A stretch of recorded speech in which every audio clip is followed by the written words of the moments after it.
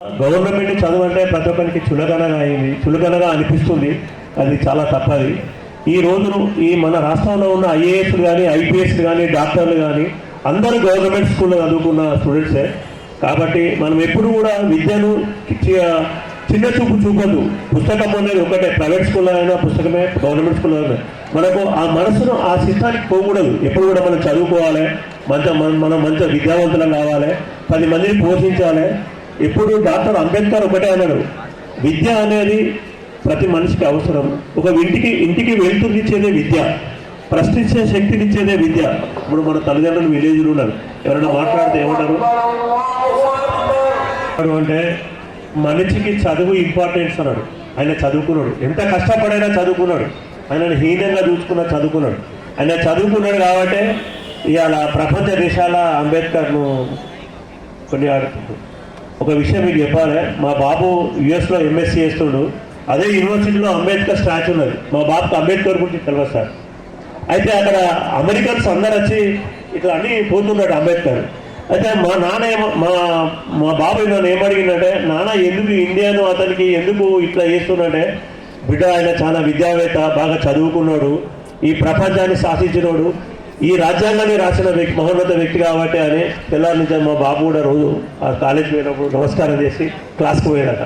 అందుకోసమే అంబేద్కర్ అనేవాడు చాలా గొప్పవాడు అని ఎందుకు అంటున్నావు అంటే, మన భారత రాజ్యాంగాన్ని రాసిండు. చదువు గురించి ప్రతి ఒక్కరు 24/7 విద్య అని ఆయన లాస్ట్కు పిల్లలను చూసుకోకుండా, భార్యను చూసుకోకుండా ప్రాణాలు ఈ దేశానికి ఇచ్చిండు. కానీ ఆ వ్యక్తిని ఈ రోజు వరకు కూడా ఎక్కడ కూడా ఏ ఊర్లో కూడా ప్రతి ఊరిలో హనుమంతుడు ఉంటాడు, అంబేద్కర్ ఉంటాడు. తెలుసా? అంబేద్కర్ లేని విలేజ్ లేదు, అంబేద్కర్ లేని వాడలేదు. ఎందుకు పోలుస్తున్నావు అంటే విద్యావేత్త, చదువుకున్నాడు, 10 మందికి పేద వర్గాలకు ఎప్పుడు కూడా చదువుకోండి అని చెప్పిన వ్యక్తి కాబట్టి ఆయన గొప్ప మనిషి అని. కాబట్టి మీరందరూ బాగా చదువుకోవాలి. మేము కూడా గవర్నమెంట్ స్కూల్ అయినా, నా వైఫ్ కూడా టీచర్. ఎందుకంటే మనిషి తల్లి కడుపులో పుట్టి మనం చనిపోయే వరకు ఒక డ్రామా ఆడతాం, అంత డ్రామా. ఎందుకంటే మనుషులు ఓర్వలేని స్టేజ్లో ఉన్న ఈ ప్రపంచంలో ఈ డ్రామా కంపెనీ అంతా చేస్తాం. మనం తల్లిని కడుపులేక జన్మించిన చనిపోయే వారికి ఏంటంటే ఈర్షలు, ద్వేషాలు, కోపాలు, సంపాదనలు, ఆస్తులు, ప్లాట్లు, తల్లిని బిడ్డ ఊరకపోవడం, బిడ్డని తల్లి ఊరకపోవడం, ఇవన్నీ జరుగుతున్నది. ఇది మంచిది కాదు, ఈ మానవాళికి ప్రపంచానికి మంచిది కాదు. అందుకోసమే నేను అనుకుంటా, కరోనా కూడా దానికోసం మంచిది కావచ్చు అనుకుంటున్నాను. కొంత పాపం పోవాలనే కూడా భగవంతుడు ఆ పరీక్ష పెట్టిండు అని అనుకుంటున్నా. కాబట్టి మీరు 10th ఎగ్జామ్స్ మీరు బాగా రాయండి. పోయిన సంవత్సరం కూడా నేను 10th కిట్స్ ఇచ్చిన. కొన్ని ఈ మధ్యలో మేము ఈ 2 years మేము ఒక జయన్న ఫౌండేషన్ ఒక ఫౌండేషన్ స్టార్ట్ చేసినాము. ఈ ఫౌండేషన్ సభ్యుల ఇద్దరమే, నా వైఫ్ నేనే. ఇది ఎవరి దగ్గర ఫండ్స్ కలెక్ట్ చేయడం. మేము డైలీ 18 hours పనిచేస్తాం. మీ ఇద్దరు రోజు 18 గంటలు పనిచేస్తాం.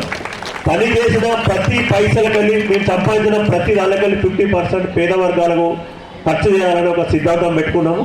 ప్రతి ఇయర్ 30 నుంచి 40 lakhs వరకు మేము ఈ మండలంలో ఖర్చు పెడుతున్నాం. ప్రతి సంవత్సరం, పోయిన సంవత్సరం ఖర్చు పెడుతున్నాం, ఈ సంవత్సరం కూడా ఖర్చు పెడుతున్నాం. ఎందుకంటే ఎంత సంపాదించినా తృప్తి లేదండి మనుషులకు, ఎంత సంపాదించినా తృప్తి లేదు ఈ రోజులలో. ప్రతి పక్క మనిషి కూడా పాపం అనే రోజులు కాదు ఇవి. కాబట్టి మా ఇద్దరికి ఒకటే జరిపింది ఏంటంటే, కరోనా టైంలో మేము హాస్పిటల్స్లో, గవర్నమెంట్ హాస్పిటల్లో వర్క్ చేస్తాం కాబట్టి డైలీ నేను పనిచేసే హాస్పిటల్ డైలీ 150 మంది చనిపోయాను. ఎందుకంటే హాస్పిటల్ ఇన్ఛార్జి నేనే. శానిటేషన్ కానీ, అవుట్ సోర్సింగ్ కానీ, డైట్ కానీ నేనే చూసుకున్నాను. అరే జనాలు ఇంతమంది చనిపోతున్నారు, మేము ఒకటే భగవంతుని మొక్కున్నాం, దేవుడా మేము ఒక N90 మాస్క్ తప్ప మేము ఏది పెట్టుకోలేము, కాబట్టి మమ్మల్ని కాపాడు దేవుడా, మీ ప్రజలకు సేవ చేస్తున్నావు అంటే నువ్వే మమ్మల్ని కాపాడుతున్నావు, 10 మందికి సేవ చేయగలుగుతావు అనే ఉద్దేశంగా దేవుడు ప్రేయర్ చేసి ఎవ్రీడే 6 o'clock నుంచి రాత్రి 1 o'clock వరకు కరోనా పేషెంట్లో మేము ఉన్నాం. మన మండలి నుంచి 250 అడ్మిట్ చేసాం సార్. దానిలో అందరూ రికవర్ అయిపోయారు. ఎందుకంటే నేను కూడా ప్రతి విలేజ్కి ఏఎన్ఎంస్ కానీ, కన్సర్న్ టీచర్స్ కానీ, అక్కడ ఉన్న ఎంప్లాయీస్ కానీ, చదువుకున్న వాళ్ళందరికీ కూడా ఫోన్ నెంబర్ వేసి ఎవరైనా కరోనా పాజిటివ్ వచ్చిందా నాకు ఫోన్ చేయండి, ఎవరికైనా కరోనా పాజిటివ్ వచ్చిందా ఫోన్ చేయండి, ప్రతి ఒక్కరికి ఫోన్ చేస్తే కొంతమంది సివియర్ ఉండే అంబులెన్స్ తీసుకున్నాం. మేము అప్పుడే 14 లక్షలు పెట్టి అంబులెన్స్ తీసుకొని ప్రతి పేషెంట్ని హైదరాబాద్ షిఫ్ట్ చేసినాం. ఎందుకంటే ఇప్పుడు కార్పొరేట్ హాస్పిటల్లో మనం ట్రీట్మెంట్ తీసుకోలేము. మినిమం ఒక పేషెంట్ అడ్మిట్ అయితే సార్ 50 నుంచి 30 lakhs వరకు ఖర్చు పెట్టింది. 15 నుంచి 30 lakhs వరకు ఖర్చు పెట్టింది. కానీ సామాన్యుడు ఏం ఖర్చు పెట్టగలుగుతాడు? అట్లా మన మండల్ నుంచి మన మండలంలో ఉన్న రిలేషన్ ఒక 250 మెంబర్స్ నేను గాంధీలో కానీ టీమ్స్ కానీ అడ్మిట్ చేసిన. ప్రతి ఒక్కరు మంచిగా సక్సెస్ అయ్యి మంచిగా ట్రీట్మెంట్ తీసుకొని ఇంటికి వచ్చారు. కొద్దిగా ఒక ఏజ్డ్ పర్సన్ 4 మెంబర్స్ చనిపోయారు. ఆ 4 మెంబర్స్ కూడా వాళ్ళ తల్లిదండ్రులు వాళ్ళ పిల్లలు రాకపోయినా నేనే దాన సంస్కారాలు చేసిన అక్కడ. నాకు చాలా బాగా అనిపించింది. అప్పుడు నా మనసు అనేది మారింది. ఈ ప్రపంచంలో మనకి ఏది శాస్త్రం కాదు, మనం ప్రజల సేవ చేయాలంతే. మన పిల్లలు కూడా చదువుకున్నారు, మంచిగా విద్యావంతులు లేదు, యుఎస్లో అమెరికాలో ఉన్నారు. మనం ఏం చేసుకుంటాం? డబ్బులు సంపాదించుకొని వేస్ట్. ఎంత సంపాదించినా డబ్బులు వేస్ట్ అండి. పోయేటప్పుడు ఏముంది? అలెగ్జాండర్ ఏమవుతాడు? అన్ని దేశాలను యుద్ధం చేసిండు, ప్రజలను చంపిండు, ప్రజలకు ఎన్నో విధాలు నష్టపోయాడు. కానీ అలెగ్జాండర్ పోయేటప్పుడు ఒకటే కోరిండట, నేను చనిపోయిన కన్నా నా చేతులు బయట పెట్టి తీసుకపోండి పాడ మీద అన్నాడట. అప్పుడు ఏం చేసాడు? ప్రజలందరూ అనుకున్నారు, అరే అలెగ్జాండర్ చేతులు బయట పెట్టిన ప్రజలు అడుగుతూ ఏమన్నాడే, అరే మనం ఎంత సంపాదించినా పోయేటప్పుడు ఏం వచ్చాము. అందుకోసమే ఈ ప్రపంచం అనే అవన్నీ మనసులో పెట్టుకొని ఏదో ఒకటి చేయాలనే ఉద్దేశంగా మేము ఇద్దరం కూర్చొని డిసైడ్ చేసి మేము ఒక 2 years కింద కూడా అన్ని 4000 మంది పిల్లలకు వాళ్ళకు వాటర్ బాటిల్స్ కానీ బుక్స్ కానీ కొన్ని సప్లై చేసాం. పోయిన సంవత్సరం నుంచి లేదంటే 10th ఎగ్జామ్స్ నేను కొన్ని గవర్నమెంట్ స్కూల్స్ కూడా నేను నా పర్సనల్గా పిల్లలు కలిస్తే వాళ్ళు కొన్ని బాధలు చెప్పిండ్రు. సార్ నేను ఏం సహాయం చేయాలి అబ్బాయి మీకు అని అడిగితే, సార్ మాకు 200 ఇవ్వండి 100 ఇవ్వండి నాకు చాలా బాగా అనిపించింది. నేను ఆ స్కూల్లోకి వెళ్ళి బయటికి వచ్చేటప్పుడు కళ్ళల్లో నీళ్ళు తీసుకొని వచ్చిన. అంటే నేను కూడా గవర్నమెంట్ స్కూల్లో అనుకున్నా, పిల్లల పరిస్థితి చూస్తే బాగాలేదు, అట్లా కాదు నేను ఒక ప్లాన్ చేస్తా అని చెప్పి మా వైఫ్ని ఇద్దరు కూర్చొని ఏం చేసినా అంటే పిల్లలకు మనం ఏదైనా హెల్ప్ చేయాలని. అప్పుడు శ్రీనివాస్ సార్ ఎంఈఓ సార్ ఉండే సార్ కూడా అడిగిన, సార్ ఎంత స్ట్రెంత్ ఉందంటే సార్ పాప స్ట్రెంత్ ఇచ్చిండు.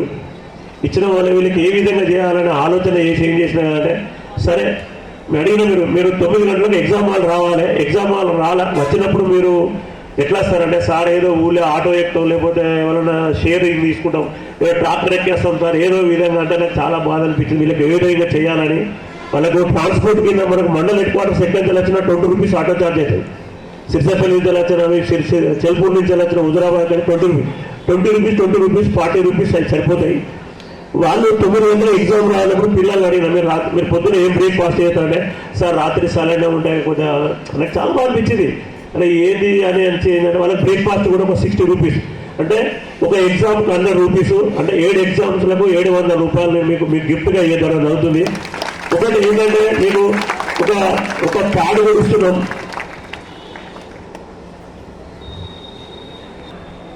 కొడుస్తున్నాం, అయితే నేను కూడా ఎగ్జామ్స్కి రాసేటప్పుడు కూడా నాకు కూడా డబ్బులు లేకుండే.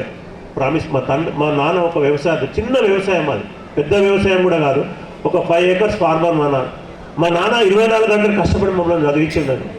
మా నాన్న ఒక్కరోజు కూడా భోజనం సరిగ్గా చేయలేదు. పిల్లలు చదువుకోవాలని మా తల్లిదండ్రులు కడుపు మార్చుకొని మమ్మల్ని చదివించిందండి. అంటే నేను అనేది ఏంటంటే, నేను కూడా ఒక స్టేజ్లో ఉన్నా, నేను ఒక సహాయం చేయాలి. ఎందుకు మనం ఎంత సంపాదించినా కూడా వేస్ట్, మనం తీసుకుపోయేటప్పుడు ఏమీ ఉండదు అనే ఉద్దేశంగా మేము ఒకటి ఆలోచించి ఏంటంటే, మీకు 700 రూపీస్ ఇస్తున్నాము, ఈ హాల్ టికెట్ పెట్టుకోవడానికి కూడా ఒక కవర్ ఇస్తున్నాం. ఎందుకు కూడా ఈ కవర్ వెనుక కూడా ఒక చరిత్ర ఉన్నది. నేను 10th ఎగ్జామ్ రాసినప్పుడు సింగపూర్ నుంచి సైకిల్ మీద వచ్చేస్తాను. నాకు ఉపేందర్ రెడ్డి సార్ ఈ హాల్ టికెట్ చనిపోయిందని 10 నిమిషాలు ఎండ నిలబెట్టిండు. అంటే చెమట కదా సార్, సైకిల్ దొక్కుతుంటే చెమటగా. ఉపేందర్ రెడ్డి సార్ మదన్ మోహన్ రెడ్డితో 10 నిమిషాలు ఎందుకు అంటే, సార్ సైకిల్ దొక్కుతూ చినిపోయింది సార్ అని బయట తడుస్తుంది కదా మనం. అందుకోసం ఈ కవర్ ఆ ఎక్స్పీరియన్స్ మీ కవర్ తీసుకొచ్చిన ఈ కవర్ మేము పెన్ను ప్యాడు పక్క స్టూడెంట్ని అడిగి నేను ఎగ్జామ్ రాసిన. 10th క్లాస్ పక్క స్టూడెంట్ను ప్యాడ్ అట్టుకొని ఎగ్జామ్ రాసిన. అందుకోసమే నాకు ఆ బాధ ఉండదు కాబట్టి నేను మీకు అన్ని ప్రొవైడ్ చేసిన. మీరు బాగా చదువుకోండి, మంచిగా చదువుకోండి. ఈ మధ్యలో కూడా కందుకుల స్కూల్లో కూడా